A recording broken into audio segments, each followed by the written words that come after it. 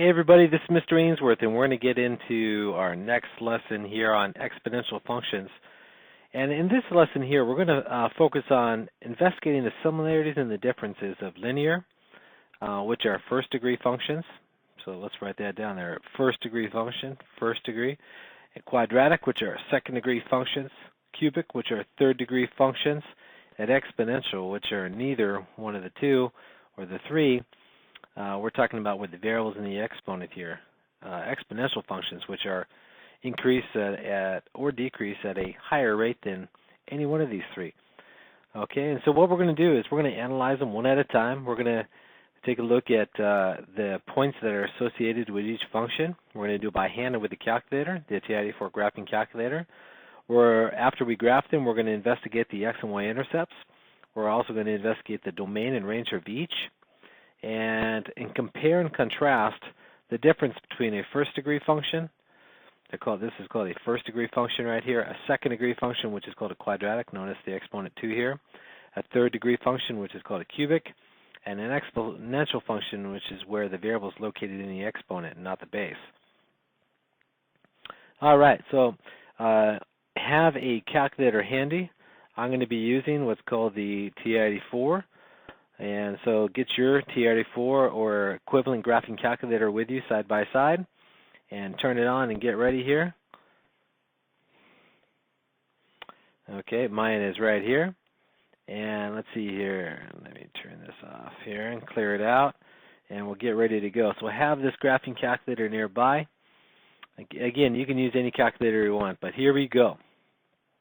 All right, let's take a look at our linear function here. What we want to do is investigate the domain and the range first, or actually develop a set of values so we can plot this function and then determine all these things, okay? So let's put our x values here, our y values here. And in a first degree function here, a linear function, the domain, which is a set of x values, where the range is a set of y values, the domain can be anything. You can input any x value here, multiply it by 1/2 and add 4. Remember, the domain, in fact, let's write this down here because it's not written anywhere here. The domain is a set of all possible x values. Set of all possible, all right, x values.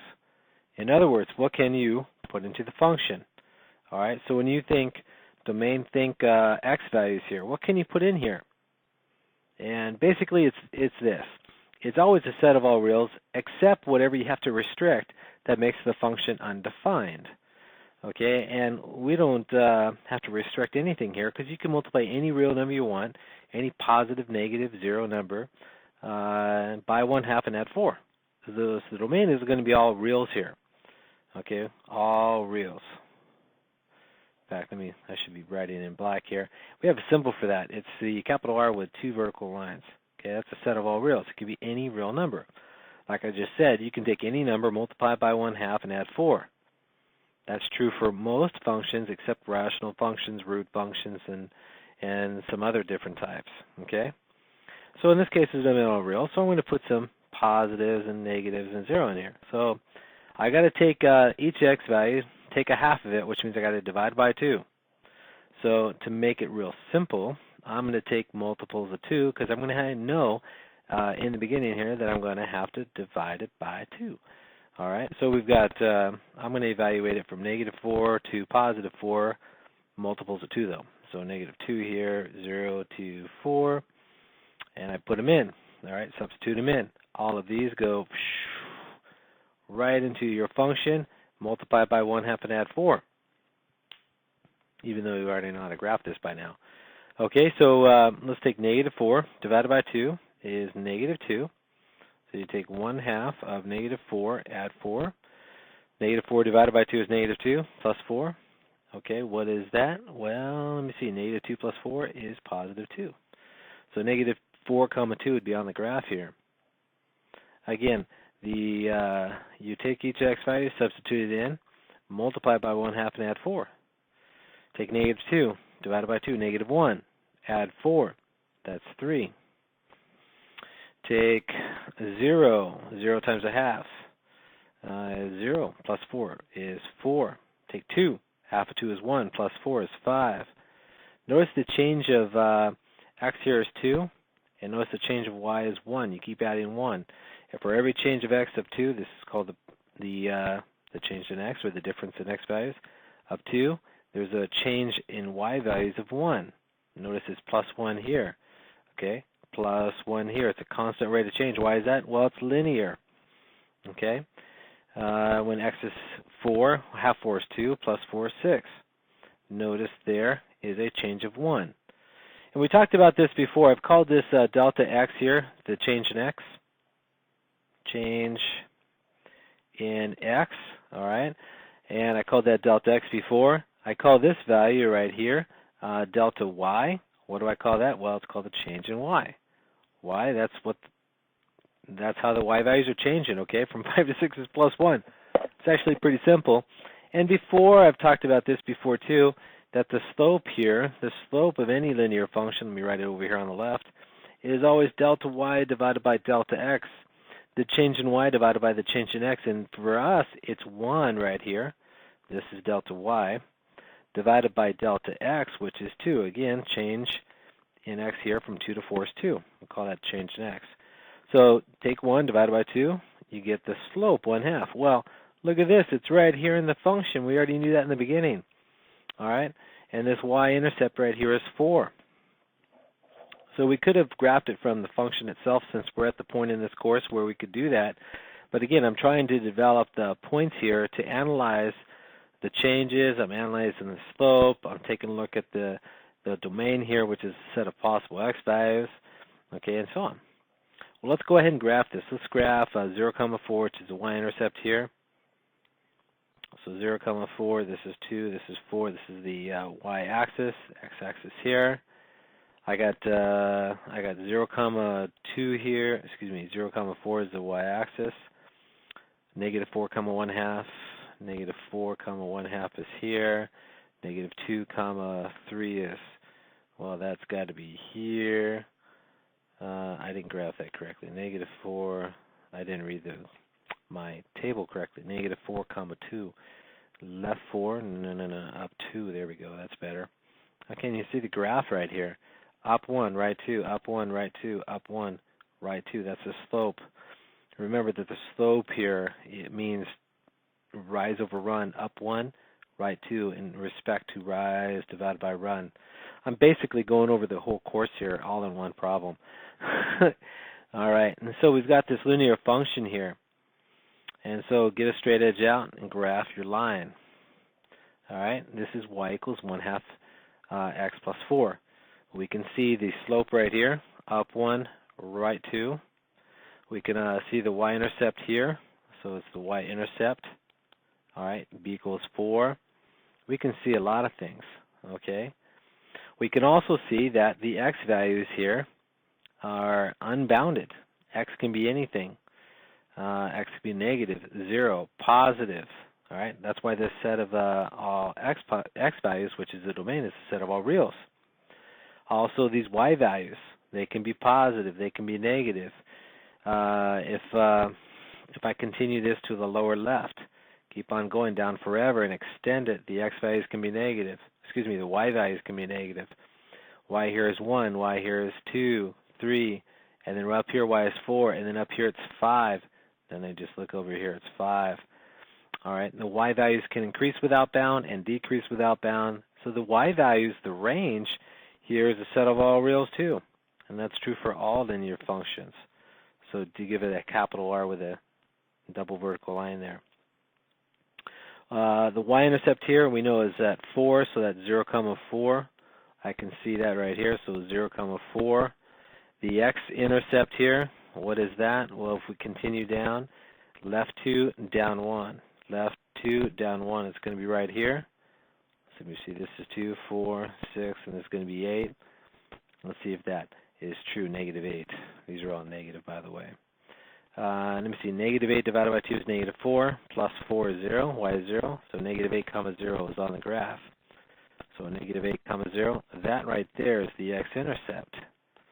All right, when y is 0, x is negative 8. That's called the x-intercept. Remember how we used zeros in the past. Let one variable be 0 to find the x-intercept, or to find the other one. So if you're trying to find the x-intercept, let y equal 0. If you're trying to find the y-intercept, let x equal 0, and it's that simple. So from the graph here, we could see all kinds of things, the intercepts, the domain, the range. I forgot to write down the range, the set of all possible y values. Let me put that down. Range here. All right, set of all possible, all right, y values. That's the range. The domain is a set of all possible x values. Okay, we're rocking, we're doing well. Let's continue now. And what we want to do is go over the quadratic function. Now this one's different. All right, the rate of change or the slope here in the first example is 1/2. It's constant, 1 divided by 2. Remember, this rate of change is 2 right here, and it's 2 right here. It's 1 divided by 2, 1 divided by 2. The slope is the same for a linear function, and it has to be straight. You know, to be a straight line, the rate of change or the slope has to be the same. Otherwise, it would curve. All right. That's why this quadratic function, called the quadratic or a parabola, if you guys recall that from last year, is curved. It's a curve. All right, because the rate of change here is not constant. All right, so let's get some values going on this guy and let's explore here. I'm going to take a very basic function here, y equals x squared. And I'm going to notice that you can square any real number. You can square a negative, 0, positive. And that's why we say that the domain for any parabola or for any second degree function is all reals. Because you can square any real number, whether it's negative, 0, or positive. So the domain is all reals. Okay, so let's take the reals from -2 to +2. All right, we haven't really graphed this just here at all, so developing the table of values, like I did here in the linear function, is useful. Because guess what? You don't know how to graph it yet, so it'd be nice for you to graph. In fact, you know what? Let's go not from -2 to +2. Let's include -3, because guess what? We have room. So -3 to +3, that would be more useful. Okay, here we go. -3 squared is 9. -2 squared is 4. -1 squared is 1. Why? Because -1 times -1 is 1. 0 squared is obviously 0. 1 squared is 1 times 1 or 1. 2 squared, oops, that's 1, 2, 3. Obviously 4, I was thinking of the answer there. And 3 squared is obviously 9, because 3 times 3 is 9. So what you do is when you graph any curve, I don't care what it is and what class you're in, whether you're from Algebra 1 to Algebra 2 Pre-Calc or even Calculus, you go back to the basics, and it's called plotting points. All right? And so let's plot these points. We're going to take -3, 9, so let's left 3. There's 3 right there, or 3 to the left, up 9.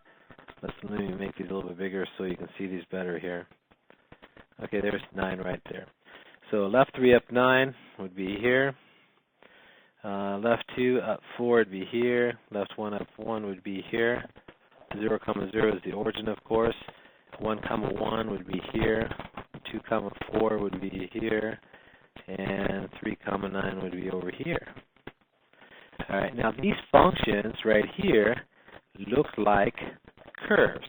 Now let me show you now. We're going to kick in the technology a little bit. We're going to hit y equals, and we're going to clear out the previous functions from the previous classes, right? I mean, other people use these things, so you got to clear your functions out here. We're going to hit x squared, and we're going to adjust the window so that we can see it. I went up here to 10. That's called the y max, and down here it's y minimum is 0. We need our x max to be -3 or at least -3. Let's say -4 to +4 over here. So we need to adjust the window setting because right now it's not set correctly. So my x minimum is over here. Let's set it to -4. Let's go down. X max +4. Y minimum -1. Let's set it below 0 so we can see the whole thing. Keep the scale to 1. That's fine. Y minimum, let's set it to -1. And Y max, let's set it up here at 10 so we can see the whole thing. You basically have to scale the calculator just like you do a graph. Believe it or not, you got to think even though you're using the calculator. Hit the graph button, you'll see your curve, see? It's a nice smooth curve. All right, and so the reason why it doesn't look as narrow as mine is because, well, the scale's different. So if we go number 5 z squared, that should make it a little bit better. So yeah, there we go. Now it looks the same. All right, and so let's go ahead and draw this curve. And remember, we don't connect the points like a line. We draw this curve as a smooth curve, like a U-shaped curve. Okay, so let's go ahead and do that. No. There you go. All right, you got to put the sound effects there. All right, and that's what's called a parabola. It's a smooth U-shaped curve. A smooth U-shaped curve.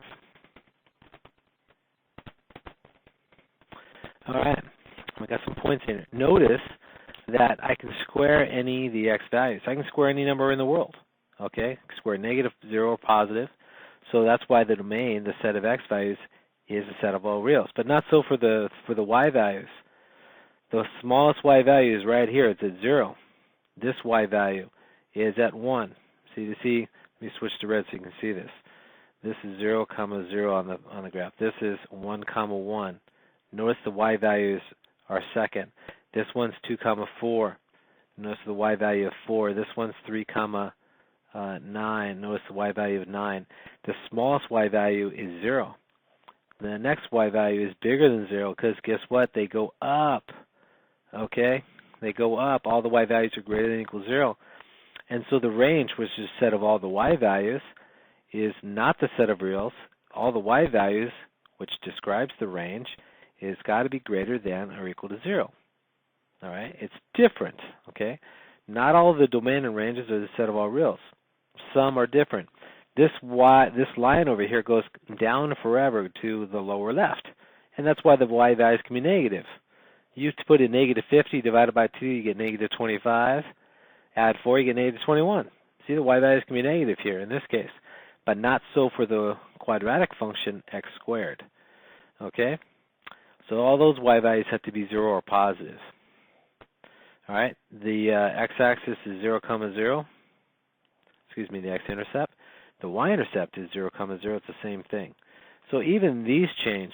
It all depends on what goes on here and what the function is all about. All right. Not only that, the slopes between the points changes too. Here, from 9 to 4 is a -5. From 4 to 3 is a -3 because you're decreasing here. From 1 to 0 is a -1. From 0 to 1 is a +1. Ooh, things are changing here. Here, from -3 to -2 is +1. And then here, from -2 to 1, again, +1, +1, +1, +1 here. And then again, +1 because you're increasing by 1 here. And notice that the difference in y's value, the change in y, your first differences here, are not constant. All right, they're changing. As you can tell right here, they're changing. So this is not a constant rate of change. It's not like a line. It's much, much different. All right, one of the key aspects between a quadratic and linear function is that the slopes are not the same. -5 divided by 1 is -5. Whether -1 divided by, or -3 divided by 1, well, that's -3. So the slopes are changing here. And that's why you get a curve and not a line. Okay? Much, much different right here. All right, now, the cubic functions are even different, more different than this. All right, so let's investigate this. Let's get some points here. We're going to take each x value now and cube it, not square it, but cube it now. All right, this is called x cubed. We're going to get crazy now, so here we go. I can cube any real number.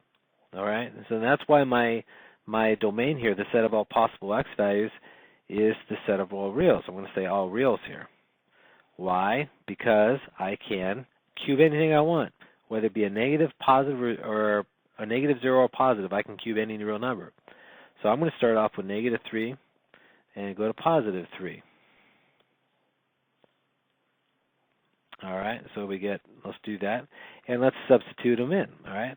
-3 cubed, well, that's -3 times -3 times -3. That's 9 times -3, or -27. All right, and so you just want to evaluate. Negative 2 cubed is negative 2 times negative 2 times negative 2. That's 4 times negative 2, or negative 8. Negative 1 cubed, negative 1 times negative 1 times negative 1. That's 1 times negative 1, or negative 1. So you get negative 1 here. 0 cubed, hopefully that's obvious. You get 0. 1 cubed is 1. 2 cubed is 8, all right? Because 2 times 2 times 2 is 4 times 2, or 8. And this one would be 27. So let's plot these and see what we get. Now let's see here. That's 1. This is negative 2. This is negative 4. This is negative 6. And 2, 4, 6. And let me see. Here, well, we got, let's see, 2, 4, 6, 8. So 2, 4, 6, 8. Negative 2, negative 4, negative 6, negative 8. Okay, let's plot them. Here we go. Negative 3, negative 27 off the grid, so let's not plot that. Negative 2, negative 8 is right here. Negative 1 comma negative 1 is right here. 0, 0 is here. 1, 1. And then 2 comma 8 is way up here. And you got this crazy looking curve here. Okay, why is it a curve? You know, why is that? Well, let's take a look at it here. And let's go ahead and take a look at the T84. We're going to have to change our functions, though. We're going to change that variable, so let me change it to x cubed. You're going to have to use your exponent button right here. All right, and let's take a look at what the graph is. Now we're going to have to adjust our range here so a little bit. Now your x minimum, well, let's just adjust it to negative 4 because our x values aren't going to be too big on the graph here. And x max positive 2, keep the scale to 1. Y minimum, set it down to negative 10 so you can see the whole thing. And y max 10, that's good too. All right, let's take a look at the graph. And hit zoom, hit z squared so to set the axes the same scale. And look at this curve right here. It's the same as what we got right here. And notice here on the domain here, you can cube anything you want. You can cube anything. So that's why the set of all possible x values, what you can cube, is the set of all reals. The y values too, the range here, which is the set of all y values as I set up here previously, is unlimited too, because y down here is negative 8. You can see that in the table. It gets more and more negative as x gets more negative. It could be 0, and guess what? It could be positive. So right here I can see in the table that it could be negative, it could be 0, and it can be positive. All right, and that's why this is a set of all reals too. All right, so set of all reals. What are the intercepts? Well, let me see. X-intercept is at 0, 0, and so is the y-axis. So this one is the same as the previous one just by circumstance, okay? Not always happens like that, but in this case it happens. All right, and that's your cubic third degree function there. Now your exponential function, it's something different here, guys, okay? So let's go ahead and let's substitute some values in here. You can see that I changed the scale big time right now because when you go powers of 3, which is really called a growth function, let's put that in here, it's a growth function. I'll talk about that more later, all right? Really does something weird compared to all the previous ones. Okay, we're going to take 3 to a power now. Now you can take 3 to the negative power, you can take 3 to the 0 power, and you can take 3 to the positive power. And that's why the domain here can be all reals. Because guess what? You can take 3 to any kind of number you want. And so there's no restrictions here. So it's a set of all reals. Range, hold on to that. That's not the set of all reals. We'll talk about that in a minute. Okay, so let's take a look at this. Let's go from negative 3 to positive 3 and investigate this. Like we always do. And let's see what goes on here. Take 3 to the power of negative 3. Let's work each one out. 3 to the negative 3 power. That's 1 divided by 3 cubed. and that's going to be 1 divided by 27, which is a pretty darn small number. 1/27 is a fraction. It's super small. All right, -2. So what's that? 3 to the -2 power is 1 divided by 3 squared, which is 1/9. 3 to the -1 power is just 1/3.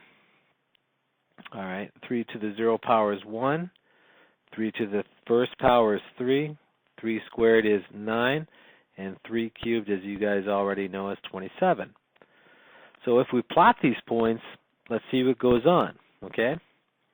Now, I'd really change the scale. This is -10. This is +10. This is 5. This is -5 here. All right, be careful in this. This is 5, 10, 15, 20, 25, 30 on the y-axis. So I change the scale so we can plot these points so we can see what's going on. And then when we get to the calculator here, we'll graph it and confer. Okay, so here we go. -3, 1, 27. So you got to go left 3, and then up just a tad bit. Now 1/27 compared to 1 is so small. It's very, very close to the x-axis, and I can't even draw it so close. It's right about there. It's probably even closer, but I can't really get that closer. It kind of looks like it's on the line. -2, 1/9 is left 2, up 9. Okay, I mean it's just a tad bit above 0 because 1/9 is a small number. -1, 1/3 is just a little bit higher. 0, 1 is right here on the y-axis. 1, 3 is right 1, up 3 right there. There's a 3. 2, 9 is right 2. There's 2, up 9, 5, 6, 7, 8, 9, right about here. There's 2, 9. Right about there. 2, 9. And this one here is 1, 3. And 3, 27. There's 3 right there. Up 27. 5, 10, 15, 20, 25, 26, 27 right there.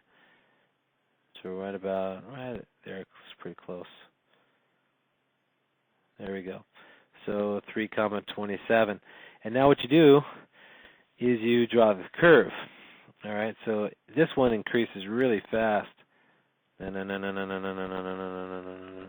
Now, as you go more and more left, as x becomes more and more negative, like -10, let's say, you get 3 to the -10 power, which is 1 over 3 to the 10th. Now, 3 to the 10th is really huge, and 1 divided by that really huge number is very, very small. This is a very small number. And so you got to go left 10, and you just barely go above the x-axis. Okay? What we do is we say that the function is asymptotic to the x-axis. It's called an asymptote. Okay? It gets very, very close to the x-axis, but never touches it, never crosses over to the other side here. Okay? And so what we have here is our first example of a function which has an asymptote. Kind of a crazy name, but that's what it's called. All right? It's called an asymptote, and it's the x-axis here. And it means that the line, or the function here, which is 3 to the power of x, gets closer and closer to the x-axis, but never touches it. Okay? So y equals 3 to the x, gets closer, let's write this out, gets closer here to the x-axis, all right, but never touches it. Never touches it here. All right, and that's why we have an asymptote. It has a right here. It has a y-intercept of 0, 1. We know that a y-intercept is 0, 1 because it crosses at 1 right there at 0, 1. It doesn't have the x-intercept because, well, guess what? It never touches the x-axis, guys, so there is none. All right, and the y values are different too. All these y values are above the x-axis, so they never touch it. So y is never 0 here. Y becomes 1, 3, 9. Look at they get bigger and bigger. 1, 3, 9, 27. You take 3 to a very large number, you get a very large number. So the y values are greater than 0 here because they increase without bound. They go up, up, up, and they increase without bound. So the y values are greater than, not greater than or equal to, but strictly greater than 0. Like I said earlier, y can't be 0 here. It gets closer to the x-axis but never touches it. So this is your first example where the y values are strictly greater than 0 but never equal to 0. And this is your first example of an asymptote, a line that the function gets closer to but never ever touches. Okay, and it's called y equals 0 as your asymptote. All right, that's a big lesson right there, and I know I kind of went kind of fast because, you know, I'm not in class, I'm not with you, but hey, this is a video, so remember this. Use a pause and play feature on this, rewind, listen to it again, and again, experiment on your calculator. And speaking of that, let's go ahead and verify this. Let's take your, for the last time on this lesson here, let's take your function 3x squared and let's plot it. So let's clear this out. Let's take 3 to the power of x. All right, we got to adjust our y max to up here at 30, so let's hit our window here. Our y minimum, x minimum could be like -10, so let's reset it. So -10, x max could be, well, let's set that to be 5, okay, because right here the biggest x value is 3, so let's set it to 5, so we can just see a little bit more. The y minimum, let's set it to be 0, because y can't go, the y values are never smaller than 0. And the y maximum, well, look up here. Let's set it to 30. Okay, and that's how you got to set the calculator to the same scale as your graph so you can see it. Believe it or not, you got to think when you use your calculator. And so look at this here. Here's the function here. It's asymptotic to the x-axis and then shoots way up because as x increases 3 to the x, your function here increases without bound. I mean, it increases fast because powers of 3 increase fast. I mean, just think about it. 3 to the first is 3, 3 squared is 9, 3 to the third is 27, 3 to the fourth, well, that's 81, guys. I'll write it down. 3 to the fourth, well, that's 81. 3 to the fifth is 243, and it just gets bigger and bigger and bigger. 3 to the fifth is 243. Got to keep multiplying by 3. So the y values get bigger faster. That's why it shoots way up here, guys. All right? So there's a huge difference between these functions. Lesson here, we wanted to investigate the differences between all these functions. And as you can tell, a first degree is straight, second degree is a curve. We call it a smooth U-shaped curve called a parabola. The cubic, well, it doesn't look like a parabola, does it? Because it goes up and it also goes down. And then these crazy exponential functions, which is our topic of the lesson here, have things called asymptotes, you know, lines that they approach but never touch. And they shoot way up really fast because they increase super fast. Okay? And so it's got a lot of concepts here. I know I went fast, but it's a video, so I suggest you replay any portion of it. Work really hard, use your technology, and confirm everything I talk about through the different functions. And I'll see you in the next lesson.